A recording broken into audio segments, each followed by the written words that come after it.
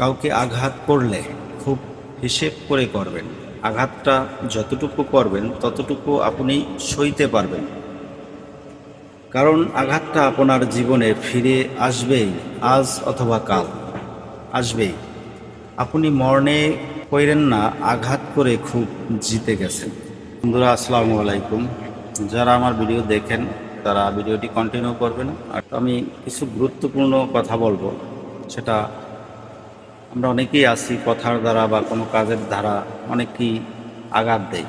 সে আঘাতটা এমনভাবে অনেককে দেয় যে দেখা গেছে সেটা সমস্যার সম্মুখীন হয়ে যায় সে, বা অনেক কষ্ট পেয়ে থাকে।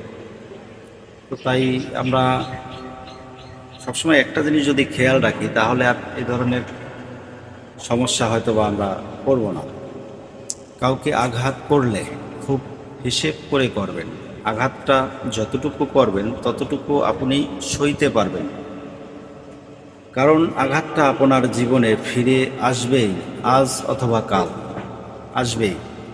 আপনি মরণে কইরেন না আঘাত করে খুব জিতে গেছেন, কারণ আপনি আজ যাকে কষ্ট দিবেন সে ঠিক আপনার কাছে একদিন ফিরে আসবে এবং সে আঘাতের জবাবটা আপনি পাবেন। হয়তো আপনি তখন সেটা যখন তাকে কষ্ট দিবেন তখন বুঝবেন না, কিন্তু যখন আপনার কাছে আসবে তখন ঠিকই আপনি সেটা অনুভব করবেন এবং বুঝবেন।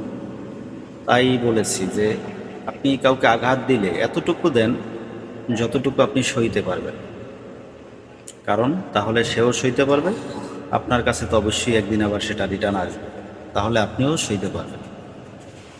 আর আপনি যদি আঘাতটা তাকে সহ্য না করার মতো দেন, তাহলে কিন্তু আপনিও সেটা সহ্য করতে পারবেন না।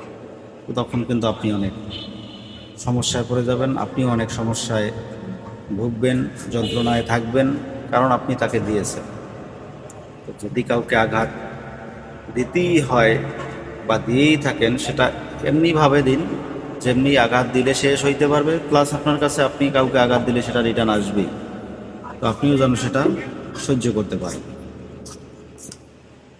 আর সব থেকে বেটার, যদি আমরা জীবন চলার পথে অনেক ঝই ঝামেলা, দুঃখ, কষ্ট, যন্ত্রণা এগুলো আসবে, কিন্তু তারপরও সবসময় একটা জিনিস খেয়াল রাখবেন যে আপনার দ্বারা অন্য কেউ কষ্ট না পায়।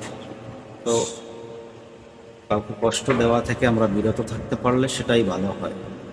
আর যদি একান্তই দেওয়ার প্রয়োজন হয়, তাহলে সে যেন সহ্য করতে পারে সেই রকমের কষ্ট দিন, কারণ ওই যন্ত্রণা কিন্তু একসময় আপনার কাছে রিটার্ন আসবে, তখন আপনিও ওটা সহ্য করার মতো হবে। তাই বলেছেন যে কাউকে কষ্ট দিলে আপনি সহ্য করতে পারবেন এমন কষ্ট দিন, কারণ আপনি ওটা প্রাপ্য, একদিন না একদিন আপনার কাছে ফিরে আসবেই। তো যাই হোক, যারা তখন ভিডিওটি কন্টিনিউ করেছেন তাদের অনেক অনেক ধন্যবাদ।